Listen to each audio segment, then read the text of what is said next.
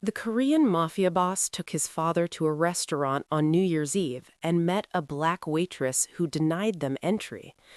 On a bitterly cold New Year's Eve in downtown Seoul, Jin Woo, a feared mafia boss, simply wanted to honor his elderly father with a proper celebration after years of broken promises. The glittering lights and festive decorations throughout the city only reminded him of all the family dinners he'd missed while building his criminal empire. Then Jin Woo and his father arrived at an upscale restaurant only to be stopped at the entrance by an unexpected figure, a young black waitress named Amara, who firmly denied them entry.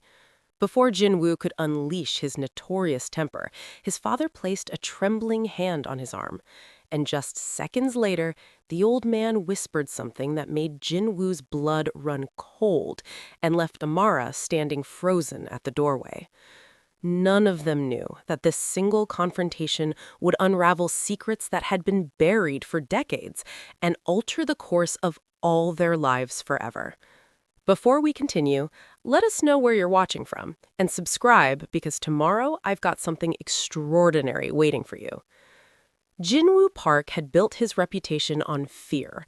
At 38 years old, he controlled the largest criminal syndicate in Seoul's Gangnam district. His name alone could silence a room full of hardened criminals. He had clawed his way up from the streets, transforming himself from a nobody into somebody everyone feared. But tonight, on New Year's Eve, he wasn't playing the role of the ruthless boss. Tonight, he was simply a son trying to make amends. His father, Park Sung-min, sat beside him in the back of the black Mercedes as it glided through the decorated streets of Seoul. The old man was 73 now, his hair completely white, his hands marked with age spots and tremors that had worsened over the past year. Sung-min stared out the window at the celebrations, his face expressionless, but Jin-woo could see the sadness in his eyes. It was the same sadness that had been there for years, ever since Jin-woo had chosen this life. They had barely spoken during the drive. The silence between them was heavy with all the things they'd never said to each other. Jin-woo had invited his father to dinner 3 weeks ago, surprising both of them. It was an attempt at reconciliation, though neither man had used that word. Sung-min had accepted with a simple nod, and now here they were, dressed in expensive suits, heading to one of Seoul's most exclusive restaurants. The Lotus Garden was located in an elegant building near the Han River. It was known for its privacy, its exceptional cuisine, and its clientele of politicians, celebrities, and, yes, men like Jin Woo. He had reserved the entire private dining room on the top floor. Nothing but the best for his father, even if it was years too late. The car pulled up to the entrance. Jinwoo's driver opened the door and he stepped out first, then offered his hand to help his father. Sung-min ignored the gesture and climbed out on his own, moving slowly but with dignity. Jinwoo felt a familiar pang in his chest. His father had always been proud, even when pride was all he had left. They walked toward the entrance together, Jinwoo instinctively slowing his pace to match his father's shuffle. The doorman recognized Jinwoo immediately and bowed deeply, but before they could enter, a young woman stepped forward from inside the restaurant. She was black, which was unusual enough in Seoul to make people stare. She stood about 5'7", with her hair pulled back in a neat bun, wearing the restaurant's staff uniform. But there was something in her posture, in the way she held herself, that suggested she was more than just a waitress. Her name tag read Amara. "I'm sorry, but the restaurant is fully booked tonight," she said in perfect Korean, though her accent revealed she wasn't a native speaker. Her voice was polite, but firm. Jinwoo stared at her in disbelief. He had made a reservation weeks ago. He had paid an exorbitant deposit. Everyone in Seoul knew his face. The doorman shifted uncomfortably, clearly confused about what to do. "There must be a mistake," Jinwoo said, his voice calm but with an edge that most people would recognize as dangerous. "I have a reservation, the entire private room upstairs." Amara looked directly at him, unflinching. "I understand, sir, but I'm going to have to ask you to leave." The doorman's eyes widened in panic.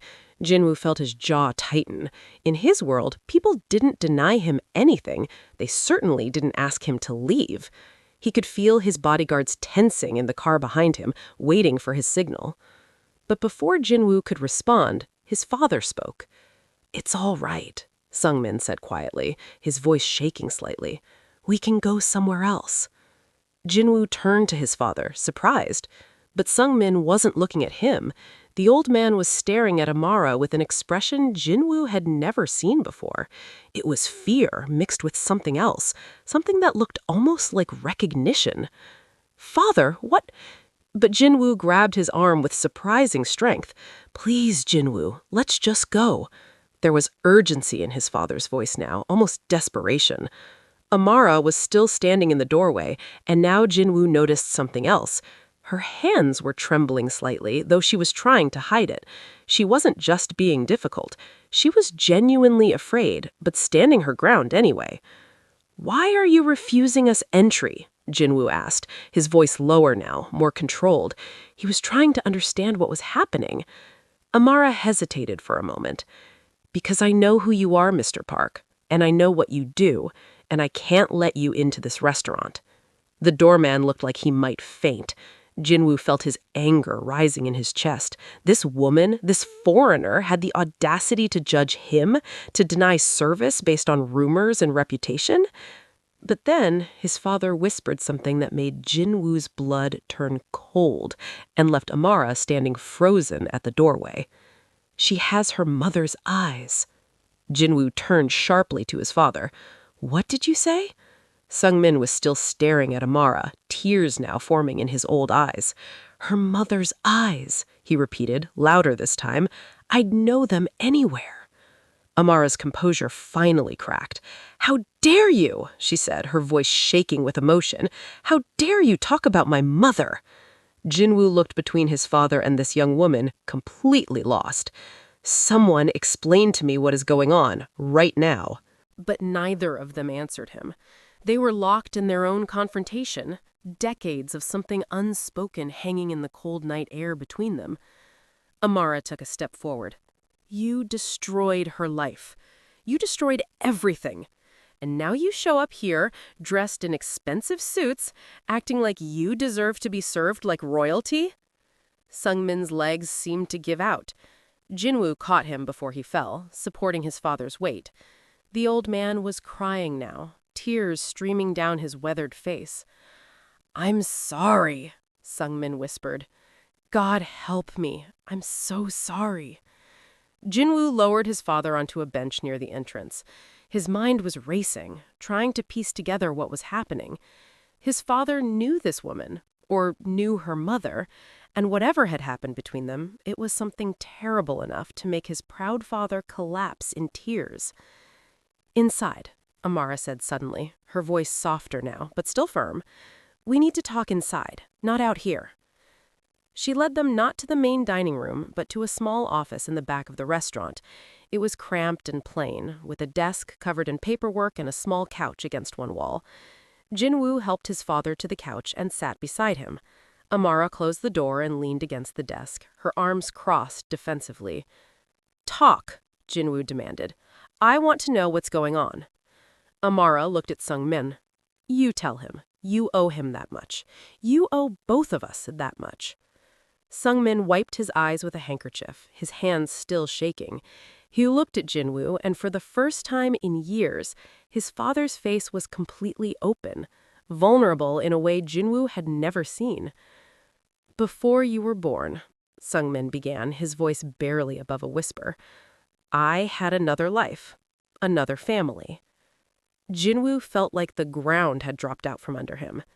"What?" "Your mother knows. She's always known.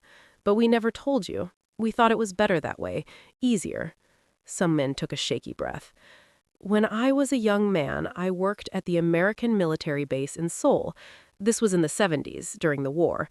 I was a translator." Jinwoo listened in stunned silence. "I fell in love with an American woman, a black woman named Grace. She was a nurse at the base hospital. We were together for 2 years, and she got pregnant." Amara's jaw tightened, but she said nothing. "When Grace told me about the baby, I panicked. Korea was different then. A Korean man with an American woman, especially a black woman, it was impossible. My family threatened to disown me. Grace's superiors threatened to send her back to America. We had no future together. So you abandoned her, Amara said coldly. You abandoned both of them. Sungmin nodded, more tears flowing. I made a choice. The wrong choice. I chose my family's approval over the woman I loved and our child. Grace was sent back to America when she was still pregnant.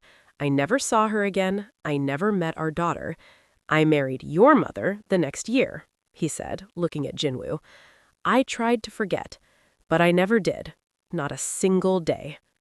Jinwoo sat in silence, processing this information. He had a sister, a half-sister he'd never known about, and apparently she'd had a daughter. Grace is your grandmother, Sungmin said, looking at Amara, which means your mother was my daughter, which means you're my granddaughter. The office fell silent, except for the muted sounds of New Year's Eve celebrations from the street outside. My grandmother Grace died 5 years ago, Amaris finally said, her voice thick with emotion. She spent her whole life working as a nurse, raised my mother by herself in Chicago. My mother, Keisha, died from cancer 3 years ago. She was only 48. Neither of them ever had much. They struggled every day.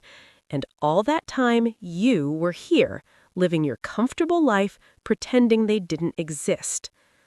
I tried to find them, Sungmin said desperately. 10 years ago, I hired investigators. I wanted to make things right, to provide for them, to apologize. But the trail went cold. I couldn't find any record of Grace after she left Korea. She changed her name, Amara said, coldly. She didn't want to be found. Can you blame her? Jinwoo finally found his voice. Why are you here, in Seoul, at this restaurant? I want to know the irony? I came to Korea to find my grandfather.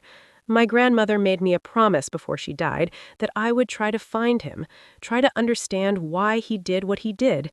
She never stopped loving him. Can you believe that? After everything, she still loved him. She pulled a worn photograph from her pocket and held it up. It showed a young Korean man in uniform standing next to a smiling black woman in a nurse's outfit. Jinwoo recognized his father immediately, despite the decades that had passed. I've been here for 8 months, working at this restaurant, learning the language, trying to track down Park Sung-min. I finally found your address 2 weeks ago, and I've been trying to work up the courage to knock on your door. And then you showed up here, Jinwoo said quietly. And then you showed up here. Amara looked at Jinwoo for the first time with something other than anger. I didn't know Park Sung-min had a son. I definitely didn't know his son was Jinwoo Park, the Mafia boss. When I saw you getting out of that car, I recognized you from the news, and I couldn't let you in. I couldn't serve dinner to someone who hurts people for a living, even if he is my uncle. Uncle? The word hung in the air. Jinwoo had never had siblings. He'd been an only child, and that isolation had shaped him in ways he was only beginning to understand. And now, he had a niece, a half-sister he'd never known about, and apparently she'd had a daughter. Sungmin struggled to his feet, using the arm of the couch for support. He approached Amara slowly, like she might disappear if he moved too quickly. "May I?" he asked, gesturing toward her hand. Amara hesitated, then nodded. Sungmin took her hand gently in both of his, studying her face with wonder. "You have her eyes," he said again. "Grace's eyes. And I see Keisha in your face too, though I never met her. I see the daughter I abandoned in you." "I'm not her," Amara said, but her voice had lost its harsh edge. "I'm not my mother or my grandmother. I'm my own person." "Of course you are," Sungmin said, "but you're also my family, my blood, and I have missed 50 years of my family's life because I was a coward." Jinwoo watched this scene unfold, feeling like an outsider in his own family. His entire life had been built on the foundation of being Park Sung-min's only son, the heir to the family name. And now, that foundation was cracking beneath him. "Does Mother know about this?" Jinwoo asked. "That you tried to find them 10 years ago?" Sungmin nodded. "She knows everything. She's always known. She accepted me despite my past, despite the daughter I left behind. Your mother is a good woman, better than I deserved." "So what now?" Amara asked, pulling her hand away from Sungmin's grip. "You want to play happy family? Pretend the last 50 years didn't happen?" "I want to make amends," Sungmin said. "However I can, whatever you need." "I don't need anything from you," Amara said firmly. "I didn't come here for money or favors. I came here for answers, and maybe for closure." "Then let me give you answers," Sungmin pleaded. "Let me tell you about your grandmother, about what we had together. Let me tell you about the guilt I've carried every day since I let them go. It won't change anything, but at least you'll know the truth." Jinwoo stood up. "This is a family matter. I should give you privacy." "No," both Sungmin and Amara said simultaneously. They looked at each other in surprise. "You're part of this family too," Amara said, looking at Jinwoo. "Whether I like it or not, whether you like it or not. Whatever your grandfather, my grandfather, tells me, you deserve to hear it too." Jinwoo sat back down slowly. Outside, fireworks had started exploding over the Han River. The new year was beginning, but in this cramped office, they were dealing with ghosts from the past. Sungmin began to talk. He told them everything about his relationship with Grace, the conversations they'd had, the dreams they'd shared, the impossible situation they'd found themselves in. He told them about the day Grace told him she was pregnant, about his family's reaction, about the pressure from both sides to end the relationship. "I was 23 years old, young and stupid and scared. I thought if I just did what my family wanted, everything would be fine. I thought I could forget her, move on, build a good life. And I did build a life. I married a good woman, had a wonderful son, built a successful business. But I never forgot Grace. I never stopped wondering about my daughter, about what kind of person she became, what kind of life she had." "She had a hard life," Amara said quietly. "My grandmother told me before she died that she forgave you. She said young people make mistakes and that holding on to anger only hurts yourself. She wanted me to find you so I could let go of the anger I didn't even know I was carrying." Jinwoo had been silent through all of this, processing the revelation that his father, the man he'd spent his whole life trying to please, had hidden such a massive secret. He thought about his own life choices, about the path he'd taken into the criminal underworld. He'd always told himself he did it to make his family proud, to build something powerful. But now he wondered if he'd been running from something too, just like his father had. "I need air," Jinwoo said abruptly, standing up. "This is too much." He left the office and walked through the restaurant to the back entrance, stepping out into an alley. The cold air hit his face, and he welcomed it. He lit a cigarette, his hands shaking slightly. His phone buzzed with messages from his lieutenants, checking in and making sure everything was all right. In his world, a boss disappearing into a restaurant for this long meant trouble. But Jinwoo ignored the messages. For the first time in years, the criminal empire he'd built seemed utterly meaningless. He had power, money, respect, fear, but what did any of it matter? His father had spent 50 years regretting a choice he'd made as a young man. Would Jinwoo spend the next 50 years regretting his own choices? The door opened behind him, and Amara stepped out. She wrapped her arms around herself against the cold. "Your father is worried about you," she said. "He'll survive," Jinwoo replied, taking another drag from his cigarette. They stood in silence for a moment, two strangers connected by blood and secrets. "I meant what I said," Amara finally spoke, "about not serving you, about knowing what you do. I can't condone violence, no matter who you are to me." Jinwoo nodded slowly. "I understand." "Do you?" Amara challenged. "Do you understand what it's like to watch someone you love die because they couldn't afford health care? To see your mother work herself to death trying to survive? That's violence too. Economic violence, the violence of abandonment, the violence of systems that crush people." I grew up poor, Jinwoo said quietly. My father's business failed when I was 12. We lost everything. I watched my mother cry herself to sleep because she didn't know how we'd eat. I watched my father drink himself into oblivion because he couldn't provide for us. So yes, I understand violence in all its forms. Then why? Amara asked. Because I was angry. And because when you grow up powerless, sometimes the only thing you want is power. I told myself I was protecting people, helping my community, but maybe I was just afraid of being helpless again. That's not good enough, Amara said. I know, Jinwoo replied, but it's the truth. They stood in the cold alley, the sounds of New Year's celebrations echoing around them.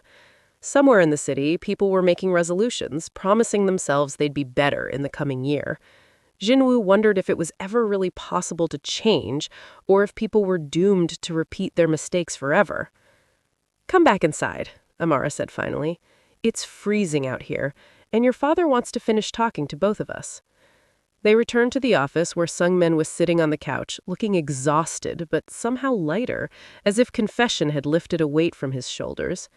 Jinwoo, Sungmin said when they entered, I need to tell you something I should have told you years ago. Jinwoo sat down, preparing himself for more revelations. The reason I pushed you so hard, the reason I had such high expectations for you, wasn't because I wanted you to be successful. It was because I was trying to create the life I could have given to Keisha, to my first daughter. I was trying to make up for my failures as a father by being strict with you. But that wasn't fair to you. You weren't responsible for fixing my mistakes. Jinwoo felt something break open inside his chest. All those years of trying to prove himself, trying to be worthy of his father's approval, it had never really been about him at all. And then, when you chose this life, this criminal life, I was devastated. Not because you'd failed me, but because I saw myself in you. I saw someone making choices out of fear and anger rather than love and courage. And I knew it was partly my fault, that I'd shaped you into someone who needed to take power because he felt so powerless. Father, that's not, Jinwoo began, but Sungmin held up his hand. Let me finish. I'm an old man, and I may not get another chance to say this. Sungmin looked at both Jinwoo and Amara. I failed both of your parents. I failed Grace and Keisha by abandoning them. And I failed you, Jinwoo, by being so consumed with my guilt and regret that I couldn't be present as a father. But you both deserved better. You both deserved a grandfather, an uncle who could be there for you without carrying all this weight. Amara sat down on the other side of Sungmin. My grandmother used to tell me that everyone carries weight. The question is what we do with it. Do we let it crush us, or do we use it to build something stronger? Your grandmother was wise, Sungmin said with a sad smile. I wished I'd been worthy of her. She thought you were, Amara said softly, even after everything. She kept that photo of you her whole life. She told my mother stories about you, about how kind you were, how intelligent, how you made her laugh.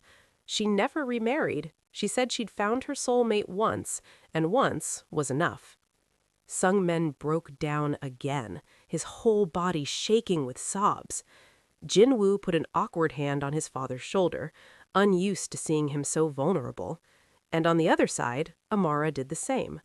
3 generations, connected by mistakes and regrets and blood, sitting together in a cramped office while the world celebrated outside.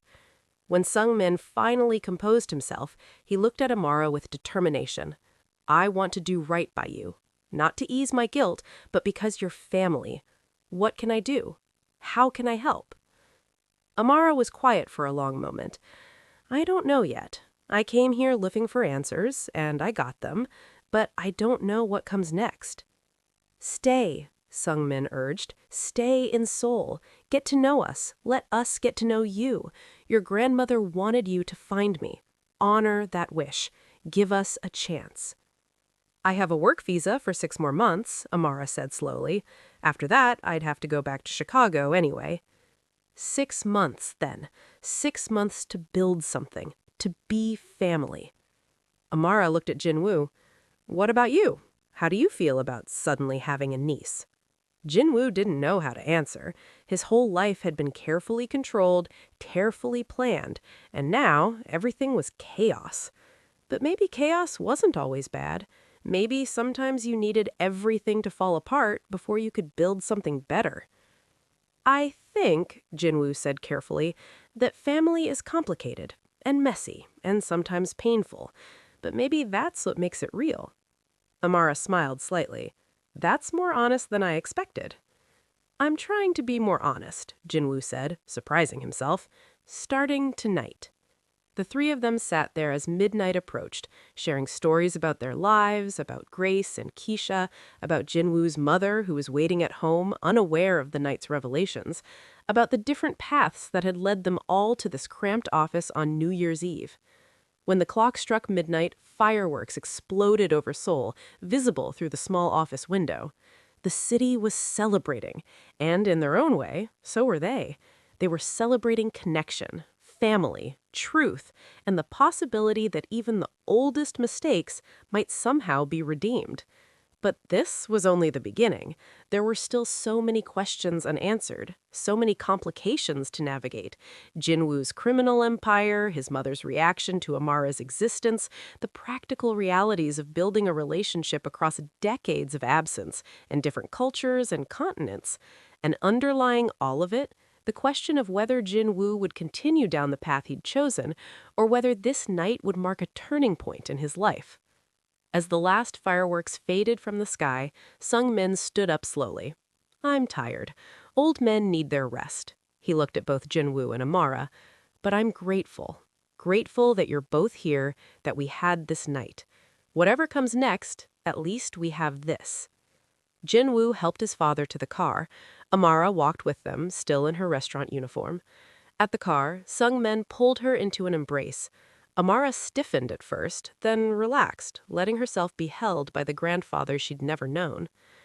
I'll call you tomorrow, Sung-min promised. We'll have dinner, a proper dinner this time. Just family. After his father was safely in the car, Jinwoo turned to Amara. Thank you for giving him a chance, us a chance. I haven't decided anything yet, but I'll think about it. About the 6 months. About staying. That's all I can ask. Jinwoo pulled out a business card and handed it to her.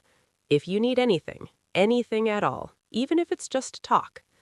Amara took the card, studying his number. Will you change? Your life, I mean? What you do? It was the question Jinwoo had been asking himself all night. I don't know, but I'm going to try to figure it out. That's more honest than I expected, Amara said, echoing her earlier words with a small smile. Jinwoo got into the car beside his father. As they pulled away, he watched Amara standing in the cold, his niece, this woman who had appeared out of nowhere and turned his entire world upside down. She's remarkable, Sung-min said quietly. Grace would be so proud. Father, Jinwoo said, when we get home, you need to tell Mother everything. About tonight, about Amara, no more secrets. Sung-min nodded. No more secrets, no more running from the past. They drove through the celebrating city, father and son, both changed by what happened. The night started with Jinwoo trying to honor his father with a simple dinner. It ended with revelations that shook the foundation of everything he thought he knew about his family, about himself. And somewhere behind them, Amara was walking back into the restaurant, probably wondering what she'd gotten herself into, probably questioning her grandmother's dying wish that had led her halfway around the world to find a family she'd never known existed. The new year had begun, and for all three of them, nothing would ever be the same. The morning after New Year's Eve, Jinwoo woke up in his penthouse apartment with a headache that had nothing to do with alcohol. He had barely slept, his mind replaying the events of the previous night over and over. He had a niece, his father had abandoned a daughter in America, his entire family history was built on a lie of omission. He made coffee and stood at the floor-to-ceiling windows overlooking Seoul. The city looked peaceful in the early morning light, but Jinwoo knew better. Beneath the surface, his world was anything but peaceful. His phone had been buzzing all night with messages from his organization. There were territories to manage, deals to oversee, problems to solve. But for the first time in years, Jinwoo felt disconnected from all of it. His father had called an hour ago asking him to come to the family home. It was time to tell his mother everything. Jinwoo dreaded that conversation. His mother, Kim Woo-sun, was a traditional woman who valued family honor above all else. How would she react to meeting the granddaughter of her husband's first love? Jinwoo showered and dressed in casual clothes, leaving his expensive suits hanging in the closet. He didn't want to look like the Mafia boss today.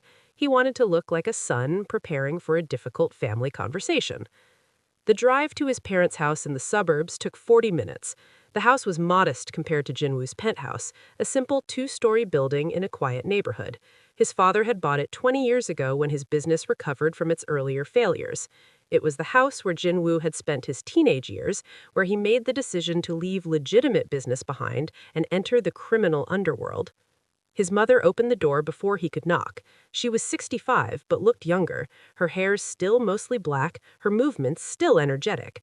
But today, her face was tight with worry. "Your father told me we need to have a family meeting," she said without interruption. "What's going on, Jinwoo?" "Let's sit down, Mother. Father should be the one to explain." They found Sung-min in the living room, looking exhausted but resolute. He had barely slept either, judging by the dark circles under his eyes. Mi-sun sat across from her husband, her hands folded in her lap, her back straight. Jinwoo recognized her defensive posture. She was preparing herself for bad news. Sung-min told her everything, about seeing Amara at the restaurant, about the confrontation, about the hours they had spent talking in the office. Mi-sun listened without interrupting, her face growing paler with each detail. When Sung-min finally finished, silence filled the room. Jinwoo watched his mother carefully, trying to gauge her reaction. Mi-sun had always been the strong one in the family, the one who held everything together when Sung-min's business failed, the one who worked multiple jobs to keep food on the table. But now, she looked shaken in a way Jinwoo had rarely seen. "So, Grace's granddaughter is here?" Mi-sun finally said, her voice steady despite her pale face. "In Seoul?" "Yes," Sung-min confirmed. "And you want to build a relationship with her? To be her grandfather?" "Yes." Mi-sun stood up and walked to the window, staring out at the small garden she had cultivated over the years. Jinwoo and Sung-min waited, neither daring to speak. "I always knew this day might come," Mi-sun said quietly. "When you told me about Grace and your daughter all those years ago, I knew that somewhere in the world there was a child with my husband's blood, a child you had abandoned. Part of me hoped she would never find us. Part of me hoped she would. Does that make sense?" "Yes," Sung-min said. Mi-sun turned to face them. "I'm not angry. Maybe I should be, but I'm not. You made your choices long before I met you, and I made my choice to love you despite your past. But Jinwoo," she looked at her son directly, "how do you feel about this? You're the one who suddenly has a niece, who has to share your father's attention and legacy." Jinwoo had been asking himself that same question all night. "I don't know, Mother. I'm still processing it. But I think I want to know her. Amara, I mean. She's family." "Family," Mi-sun repeated the word slowly. "Yes, I suppose she is. What's she like?" Jinwoo thought about how to describe Amara. "She's strong, brave. She stood up to me even though she knew who I was, what I'm capable of. She's angry about what Father did, angry about how her mother and grandmother suffered, but she's here because her grandmother asked her to find us, to understand." Mi-sun nodded slowly. "Grace must have been an extraordinary woman to raise a daughter alone and still teach her to seek understanding instead of revenge." "She was," Sung-min said softly. "She was the best person I've ever known. Better than I deserved." Mi-sun flinched slightly at those words, but she didn't argue. Instead, she sat back down and took her husband's hand. "Then we should meet her properly. Invite her here. Let me cook for her. Let me welcome my husband's granddaughter into our home." Sungmin looked at his wife with wonder and gratitude. You would do that? What choice do I have? Mi-sun said with a sad smile. She exists whether I acknowledge her or not. Her mother existed. Her grandmother existed. They were part of your life, part of your heart. I can either accept that with grace or let it poison our family. I choose grace. Jinwoo felt a surge of respect for his mother. She had every right to be angry, to be threatened by this revelation. But instead, she was choosing compassion. Maybe that was what real strength looked like. I'll call her, Jinwoo said. I'll ask if she's willing to come for dinner. He pulled out his phone and dialed the number on the business card Amara had given him last night. She answered on the third ring, sounding cautious. Jinwoo?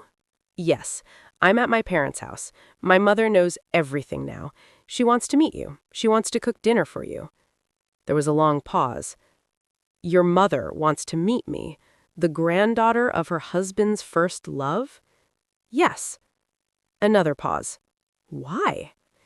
Because you're family, and because my mother is a better person than most people could ever hope to be.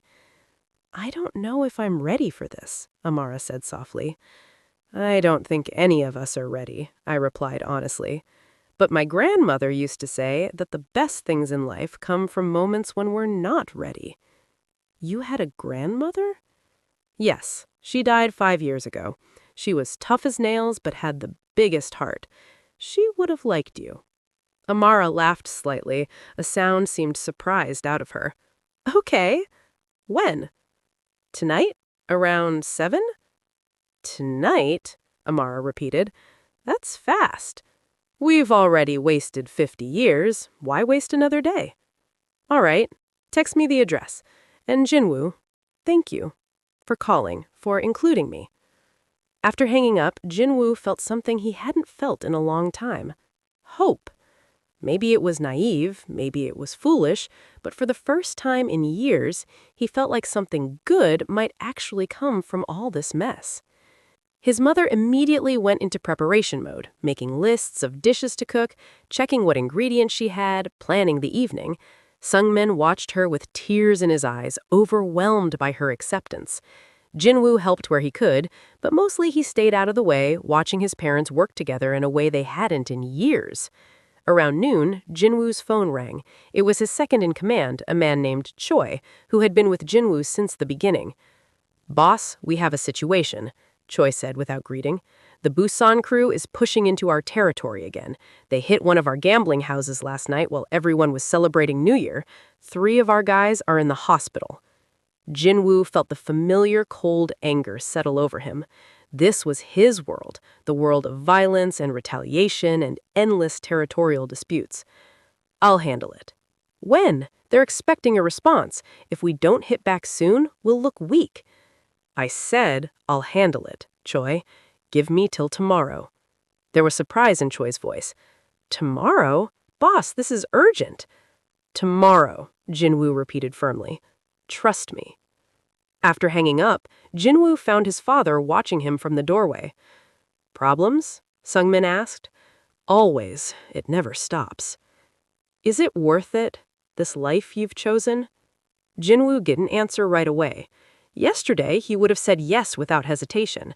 The power, the respect, the protection his organization provided to people in his territory, it all seemed to justify the violence and the moral compromises. But today, standing in his parents' kitchen while his mother prepared to welcome his long-lost niece, it all felt hollow. I don't know anymore, Jinwoo admitted. Sungmin nodded. When I was building my business, before it failed, I thought success was everything. I thought money and status would make me happy, would make up for the choices I made. But it didn't. Nothing could fill that hole inside me where Grace and Keisha should have been. How did you live with it? The guilt? Poorly, Sungmin said with a bitter smile. I drank too much, I pushed everyone away, I almost destroyed my marriage several times. Your mother is a saint for putting up with me all these years. The only time I felt truly alive was when I was with you, watching you grow up. You were my second chance at being a father, and I think I failed at that too. You didn't fail, Jinwoo said, though he wasn't entirely sure he believed it. Yes, I did. I was so desperate to make you into the son I could be proud of that I pushed you away. I made you feel like you were never good enough. And when you turned to crime, it was partly my fault. You were looking for power because I made you feel powerless. Jinwoo wanted to argue, but there was truth in his father's words. How much of his life had been shaped by trying to prove himself worthy of his father's love? How much of his violence had been fueled by the fear of being weak, of being vulnerable, of being abandoned like his father had abandoned his first family? I'm tired, father, Jinwoo said quietly. I'm tired of the violence, tired of always looking over my shoulder, tired of being someone people fear instead of someone people love. Then change, Sungmin said simply. It's not that easy. I have hundreds of people depending on me. If I just walk away, there will be a power vacuum. People will get hurt. Then don't walk away all at once. Find a path out. Slowly transition to legitimate business. Use your power to protect people as you disengage from the criminal side. It won't be easy and it won't be quick, but if you truly want to change, you can. Before Jinwoo could respond, his mother called them to the kitchen. She had made a list of groceries they needed, and she wanted Sungmin to go to the market. Jinwoo offered to go instead, needing time to think. The market was crowded with people buying ingredients for their New Year meals. Jinwoo moved through the stalls, gathering the items on his mother's list. Nobody recognized him here. In his casual clothes, without his bodyguards, he was just another man shopping for his family. It felt strange and liberating at the same time. As he was paying for vegetables, he noticed a woman watching him from across the market. She was well-dressed, professional-looking, and after a moment, Jinwoo recognized her as Amara. She was holding a bouquet of flowers and looking uncertain. Jinwoo walked over to her. You're early. I couldn't wait. I've been walking around the neighborhood for an hour, trying to work up the courage to knock on your parents' door. Are those for your mother? She pointed at his grocery bags. Yes, she's cooking enough food to feed an army. Amara held up her flowers. I brought these. Is that appropriate? I don't know the customs. It's perfect, Jinwoo assured her. Come on, we'll go together. They walked back to the house side by side, two people connected by blood, but separated by completely different life experiences. Jinwoo found himself curious about her in a way he hadn't been curious about anyone in years. Tell me about Chicago. What's it like? Amara seemed surprised by the question. It's home. Cold in the winter, hot in the summer, beautiful architecture, segregated neighborhoods.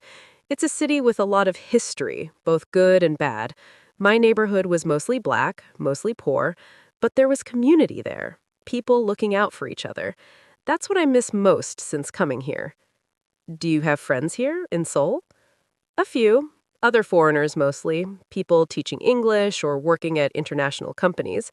But it's been hard. The language barrier, the cultural differences, being black in a country where everyone stares at you. Some days I wonder why I came at all. Because your grandmother asked you to, Jinwoo said. Yes, because she asked, and because I needed to know. I needed to understand where I came from, why my mother grew up without a father, why my grandmother spent her whole life alone. Anger is exhausting, you know? I was angry for so long, angry at a man I'd never met for abandoning women I loved. I wanted to put a face to that anger, to understand it so I could let it go. And now that you've met him, my father? Amara was quiet for a moment. He's not what I expected. I thought he'd be cold or defensive or make excuses, but he's just a broken old man who made a terrible choice when he was young and never forgave himself for it. It's hard to hate someone who hates himself more than you could ever hate him.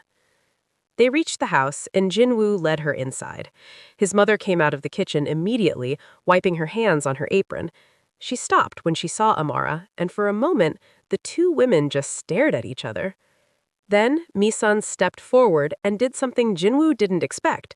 She bowed deeply, the kind of formal bow reserved for respected elders or important occasions. Welcome to our home, Mi-sun said in careful English. I am Park Sung-min's wife. I am sorry for what my husband did to your family. I am sorry for your loss. Your grandmother and your mother deserved better." Amara looked stunned. She bowed back, less formally, and held out the flowers. "Thank you for inviting me. These are for you." Misan took the flowers with a warm smile, then surprised everyone by pulling Amara into a hug. "You look like her," she said softly, speaking Korean now, though Amara might not fully understand. "You have Grace's eyes. My husband has dreamed of those eyes for 40 years." Sungmin had come into the room and he was crying again, watching his wife embrace his granddaughter. Jinwoo's own eyes stung with unexpected tears. This moment, this acceptance, was more than any of us had dared hoped for. The dinner preparation became a family affair. Mi-sun taught Amara how to make kimchi properly, and Amara shared stories about her grandmother's cooking, the fusion of Korean and American soul food that Grace had created in her Chicago kitchen. Sungmin and Jinwoo set the table together, and for the first time in years, the house felt truly warm. As they cooked, Mi-sun asked Amara about her life, her education, her dreams. Amara had a degree in social work and had been working with at-risk youth in Chicago before coming to Seoul. She wanted to create programs that helped young people escape poverty and violence, to give them opportunities she wished her mother had been given. "That's important work," Mi-sun said. "Jinwoo, you should help her. You have resources." Jinwoo looked up, surprised. His mother rarely mentioned his criminal activities directly, preferring to pretend they didn't exist. But now she was suggesting he use those resources for something positive. "I don't want anything from the Mafia," Amara said firmly, but politely. "Why not?" Mi-sun asked. "Money is money. If it can be used to help people, does it matter where it comes from?" "Yes," Amara said, "it matters. Money that comes from exploiting people can't be used to save people. It's tainted." Jinwoo felt stung by her words, even though he knew she was right. Every dollar in his possession had come from gambling, from protection rackets, from businesses run through fear and intimidation. How could that money ever create something good? "Then I'll make clean money," Jinwoo heard himself say. "I'll transition my operations to legitimate businesses. I'll use my power to protect people as I disengage from the criminal side. It won't be easy and it won't be quick, but if you truly want to change, you can." Everyone turned to look at him. Amara's expression was skeptical. "That's easy to say." "I know, but I mean it. My father asked me this morning if this life was worth it. I told him I don't know anymore. But talking to you, seeing what you want to do, it makes me think there might be a better way to use power than just accumulating more of it." "Jinwoo," his father said quietly, "do you understand what you're saying? Leaving that life isn't simple. There will be consequences." "I know, but maybe it's time. Maybe meeting Amara isn't just about you finding your granddaughter. Maybe it's about me finding a reason to change." Amara studied him carefully. "I've seen too many men promise to change and then not follow through. If you're serious about this, you'll have to prove it, not with words, but with actions." "Fair enough," Jinwoo agreed. They sat down to dinner around 7, the table laden with food. There was bulgogi, kimchi stew, japchae, various banchan, and rice. Mi-sun had even made a chocolate cake, having learned from Jinwoo that Americans often enjoyed dessert after meals. As they ate, Sungmin told stories about Grace that he had never shared with anyone, not even his wife. He talked about the first time they met, when Grace had bandaged a cut on his hand and scolded him for being careless. He talked about sneaking away from the base to spend time together, sharing their dreams for the future, making plans for a life they would never have. She wanted to open a clinic, Sungmin said, a place where poor people could get medical care regardless of their ability to pay. She believed health care was a human right, not a privilege. I wonder if she ever achieved that dream. "She didn't," Amara said quietly. "She spent her whole life working in hospitals, following rules set by administrators who cared more about profit than patients. It frustrated her until the day she died. But she passed that dream to my mother, and my mother passed it to me. I want to create community health programs, places where people can get help without worrying about insurance or money." "Then we'll help you," Mi-sun said firmly. Our family owes a debt to Grace and Keisha. We can't bring them back, but we can honor their memory by supporting their legacy, which is you. Amara's eyes filled with tears. Why are you being so kind to me? You don't owe me anything. Because you're family, Mi-sun said simply, and because your grandmother forgave my husband when she had every right to hate him. The least I can do is welcome her granddaughter with open arms. After dinner, they moved to the living room. Sung-min brought out a box of old photographs, pictures from his time at the military base, including several of him and Grace together. Amara held each photo carefully, studying the grandmother she had known as an old woman, now young and beautiful and in love. She kept her promise, Amara said softly. She told me she'd only loved one man in her life, that he was the love of her life, despite everything. I thought she was romanticizing the past, but looking at these pictures, seeing how you two looked at each other, I understand now. It was real. It was the realest thing I've ever experienced, Sung-min said, and I threw it away because I was a coward. Let that be a lesson to you both. He looked at Jin-woo and Amara. Don't let fear make your choices for you. Don't let what other people think matter more than what your heart tells you. I've spent 50 years regretting that mistake. Don't make the same one. Around 10, Amara said she needed to get back to her apartment. She had to work at the restaurant tomorrow. Jin-woo offered to drive her, and she accepted. In the car, they were quiet for a while. Then Amara spoke. Your mother is amazing. I don't know how she did that, welcoming me into her home like that. My mother has always been stronger than any of us, Jin-woo said. She kept our family together when everything fell apart. She's the reason I'm still alive, honestly. When I was at my lowest point, thinking about ending it all, she was there. She saved me. When was that, your lowest point? Jin-woo hadn't planned to share this, but something about the darkness of the car, the intimacy of the conversation, made him want to be honest. When I was 25. I had just killed a man for the first time. He was a rival gang member who had threatened my crew.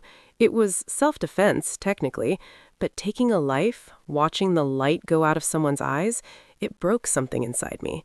I went home and sat in my apartment with a gun in my hand, thinking about how easy it would be to just end it. What stopped you? My mother. She showed up at my door at 2 a.m. because she said something was wrong. She sat with me all night, didn't ask questions, didn't judge me, just stayed. And when the sun came up, she made me breakfast and told me that whatever I had done, whatever choices I had made, I was still her son and she still loved me. That unconditional love saved my life. Amara was quiet for a moment. My mother showed me that same kind of love. When I was in high school, I got involved with some bad people, started skipping school, experimenting with drugs, heading down a dangerous path. She pulled me out of it through sheer force of will and love. She never gave up on me, even when I had given up on myself. I think that's what makes someone family, Jin-woo said. Not blood, but that unwillingness to give up on each other. They pulled up to Amara's apartment building, a modest place in a neighborhood popular with foreign residents. Before she got out of the car, Amara turned to Jin-woo. I'm going to stay. The 6 months. I'm going to stay and get to know this family, my family, and I'm going to hold you to your promise about changing your life. I'll be watching. I'm counting on it, Jin-woo said. I need someone to hold me accountable. Amara smiled, a real, genuine smile, and for the first time Jin-woo saw not just the anger and pain she carried, but the hope underneath it. She got out of the car, then leaned back in through the window. Thank you, she said, for today, for your mother, for being honest with me. I know this isn't easy for you either. Family is never easy, Jin-woo replied, but it's worth it. He watched her disappear into the building, then sat in the car for a long moment before driving away. Tomorrow, he would have to deal with the Busan crew, with Choi's expectations of retaliation, with the ongoing demands of running a criminal empire. But tonight, he had been part of something good, something pure. Tonight, he had been part of a family healing itself. When Jin-woo got home to his penthouse, he found himself looking at his life with new eyes. The expensive furniture, the view of the city, the guns hidden in various drawers, the phones that never stopped ringing. All of it suddenly felt empty. He'd built this empire thinking he would make him powerful, but real power was what his mother showed tonight. The power to forgive, to embrace, to love despite every reason not to. He pulled out his phone and called Joy. "About tomorrow," Jinwoo said when his second-in-command answered. "I want to try something different. Set up a meeting with the Busan leadership. Neutral territory, no weapons. I want to talk." "Talk?" Choi sounded incredulous. "Boss, they hit our place. They hurt our dies. We can't just talk." "We can and we will.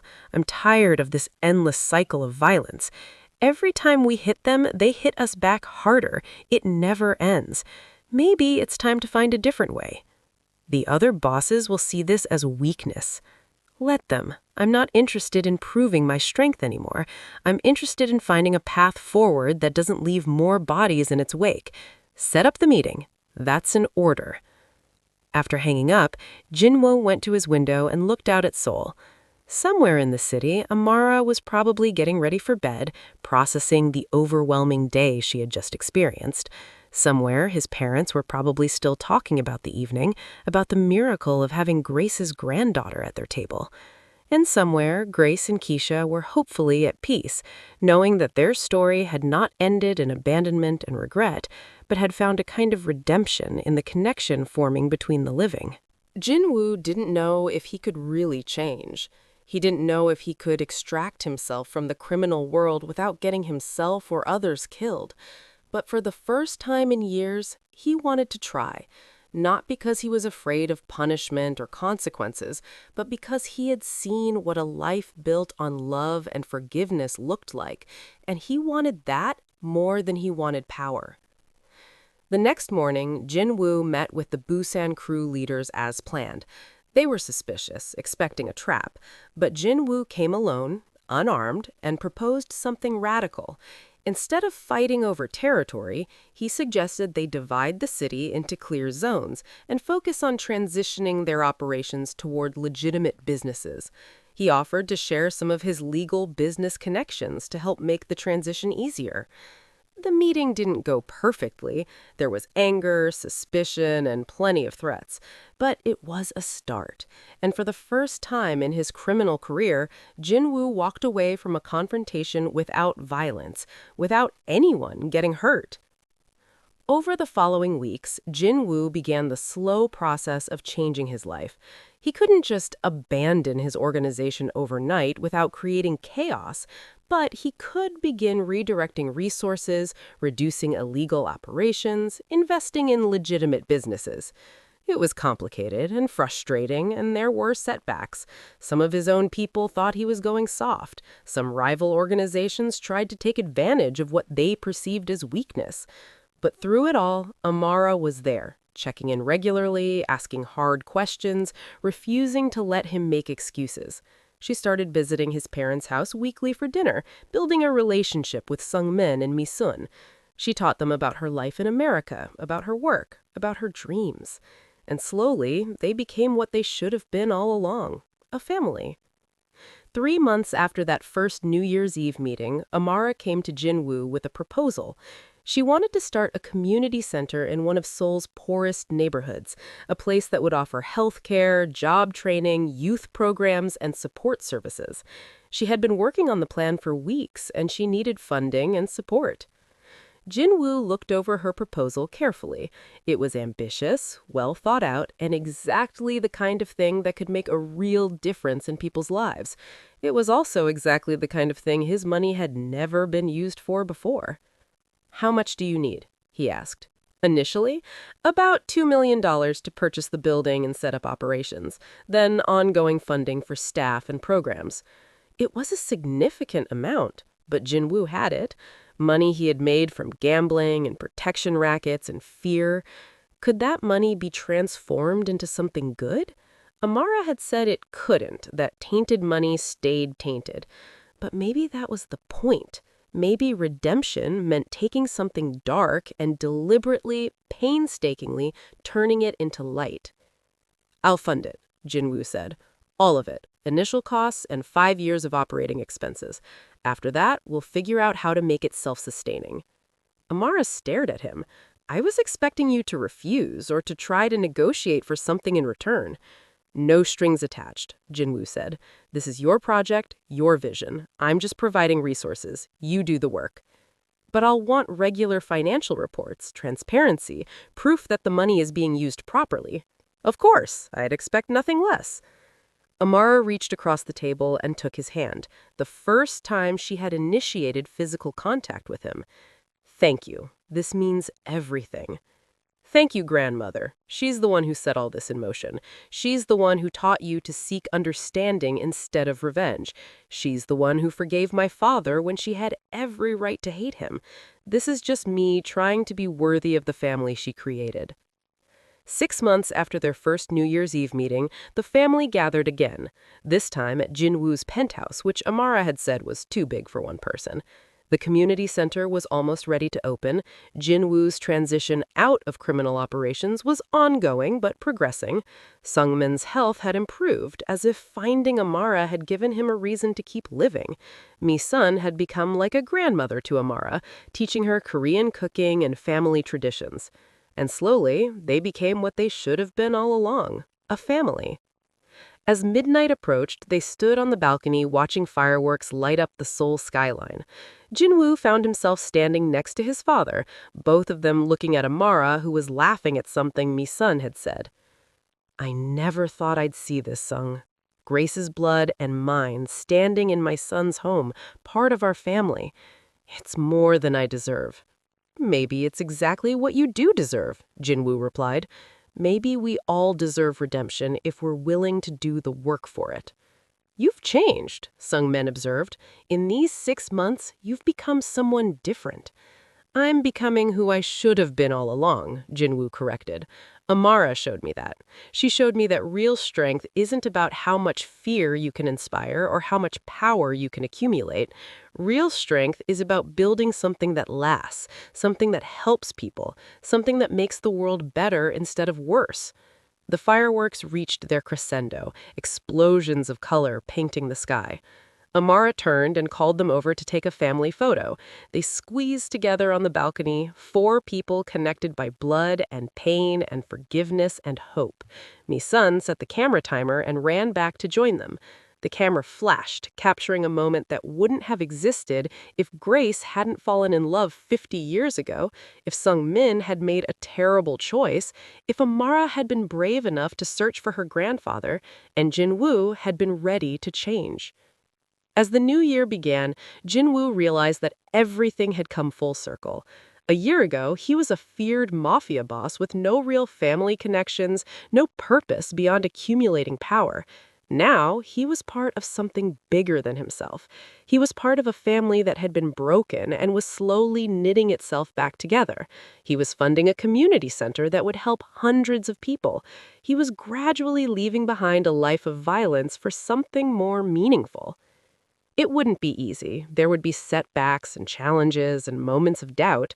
But standing on that balcony with his father and mother and niece, Jinwoo felt something he hadn't felt in years. He felt peace. Not the peace of having all the answers or having everything figured out, but the peace of knowing he was on the right path, surrounded by people who would hold him accountable and support him along the way.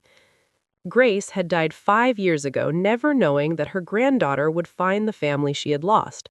Keisha had died 3 years ago, never meeting her father or brother. But their legacy lived on, in Amara, in the community center that would bear Grace's name, in the family that was learning to heal itself across generations and countries and cultures. As the fireworks faded and the new year truly began, Jinwoo made himself a promise. He would honor the second chance he had been given. He would continue the difficult work of transformation.